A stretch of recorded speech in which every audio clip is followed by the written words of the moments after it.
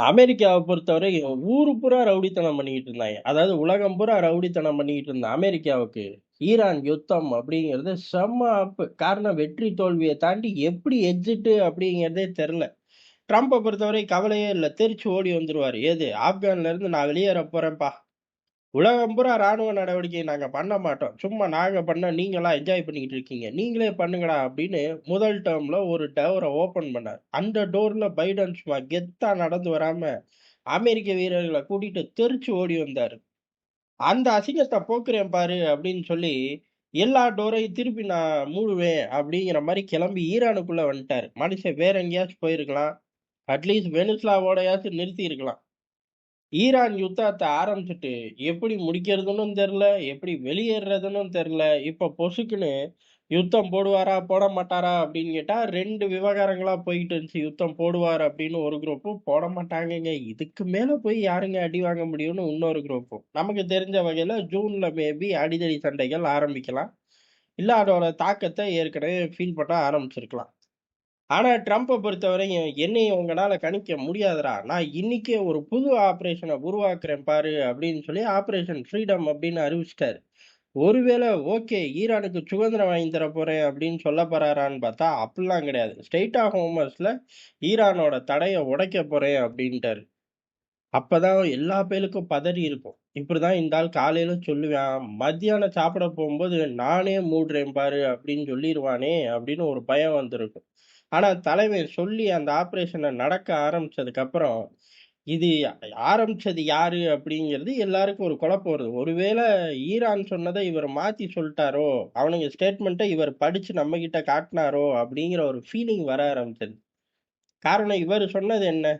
எல்லா கப்பல்களுக்கும் அமெரிக்கா பாதுகாப்பு குடுத்து பத்திரமா கூட்டிட்டு வந்துரணும். ஆனா நடக்கிறது என்ன அப்டின்னா, அமெரிக்கா ஏற்கனவே ஒரு கப்பல பிடிச்சு வச்சிருந்துச்சு. எது ஈரானோட ஒரு கப்பல. அதையே விடுவிச்சுட்டாய்ங்க. "உங்க ஊருக்கு போய்க்கோங்கப்பா, போங்கப்பா" அப்படின்னு சொல்லி விடுதலை பண்ணிட்டாய்ங்க அந்த கப்பல. சரி ரைட்டு. ஏதோ பெரிய மனுஷன் எங்கிட்டோ ஒரு அண்டர் கிரவுண்ட் டீல் நடந்திருக்கும். அதுல கிளப்பி விட்டுருப்பாருன்னு வச்சுக்கலாம். ஆனா இந்த பக்கம் கப்பல்கள் எண்ணெயோட வந்த கப்பல்கள, ஒரு கப்பல தடுத்து நிறுத்தியிருக்கு ஈரான். தடுத்து நிறுத்தி திருப்பி அனுப்பிச்சுட்டாய்ங்க. "போங்கடா உங்களுக்கு நாங்க அனுமதியே குடுக்கல. ஓட்றா" அப்படின்னு சொல்லி அனுப்பிச்சுட்டாய்ங்க. இன்னொரு கப்பல் ஃபுஜிரால இருந்து கிளம்புன கப்பல தாக்கி முழுகடிச்சுட்டாருங்க.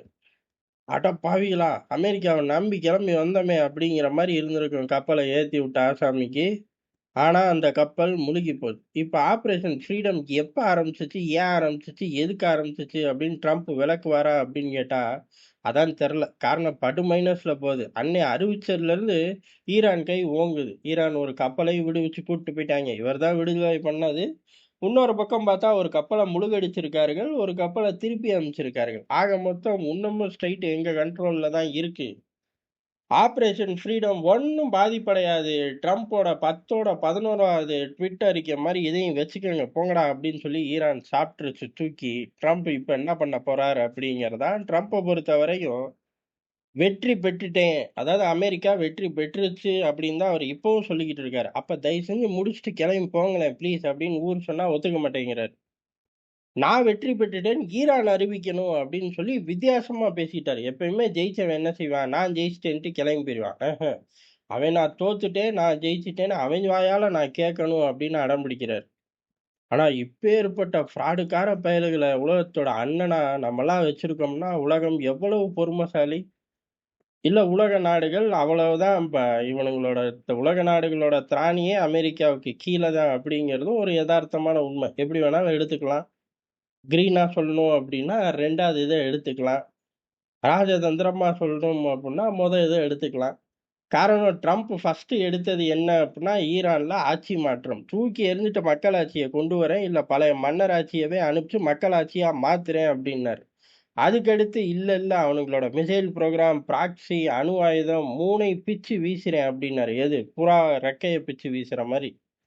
அதுக்கடுத்து இல்ல, இல்ல ஸ்ட்ரெய்ட் ஆஃப் ஹோர்மஸ நானும் அவனும் சேர்ந்து இனிமே இயக்குவோம் அப்டின்னாரு. கடைசில எல்லாத்தையும் போட்டுட்டு நானே ஸ்ட்ரெய்ட் ஆஃப் ஹோர்மஸ தடுக்கிறேன் பாருன்னாரு. இப்ப அதையும் விட்டுட்டு பாதுகாப்பு நான் குடுக்குறேன் அப்டின்ட்டாரு. எது? Operation freedom. ஆனா நமக்கு தெரிஞ்சு இந்த ஆப்பரேஷன் ஃப்ரீடம் கை குடுக்கல.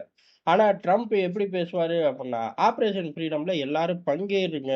எல்லாரும் உங்க ஆயுதங்கள குடுங்க, ராணுவத்த குடுங்கன்னு வம்பிழுப்பார். 2 நாளைக்கு வம்பிழுப்பார். நீங்க வேணா பாருங்க. அதிகபட்சமா இந்த திசைய நோக்கி ட்ரம்ப் ஓடுறக்கு அதிக வாய்ப்பு இருக்கு. ஆனா பயப்புள்ள எந்த கதவு வழியா எங்கிட்டு தப்பிச்சு போவாருன்னு வெள்ளை மாளிகைக்கே தெரியல. அதனால அவனுங்களே பெரிய அளவு அவருக்கு மட்டும் தாங்க தெரியும்னு முக்கியமான நேரத்துல கை தூக்குவாய்ங்க. அதனால இதே லெவல் நடக்கல அப்படின்னு கேட்கக்கூடாது. அதே சமயம் ஜூன்ல அடிதடி ஸ்டார்ட் ஆகும் வாய்ப்புகள் இருக்கு. இப்போதைக்கு இந்த வம்பு தும்ப பயன்படுத்தி திங்கட்கிழமை மார்க்கெட்டுல இருந்து அடுத்த திங்கள் வரை அண்ணன் சம்பாதிக்க வேண்டாம், சம்பாரிச்சே தீரணும். அதுக்காக கூட இந்த மனுஷன் விளையாடுவான். இந்த ஆள் நான் ஜெயிக்கிறதுலயும் சம்பாதிக்கிறான், தோக்கறதுலயும் சம்பாதிக்கிறான். அண்ணன் அமெரிக்காவோட கல்லாப்பெட்டி மட்டும் நிறைஞ்சுக்கிட்டே இருக்குங்கிறது யதார்த்தமான உண்மை. ஆனா இந்த தடவை கல்லாப்பெட்டி ஏதோ நிறையுது. ஆனா அந்த உலகத்தோட அண்ணன் அப்படிங்கிற அந்த கெத்த கொஞ்சம் கொஞ்சமா ஈரான் வெட்டி சாய்க்குதுங்கிறது அதை காட்டிலும் யதார்த்தமான உண்மை.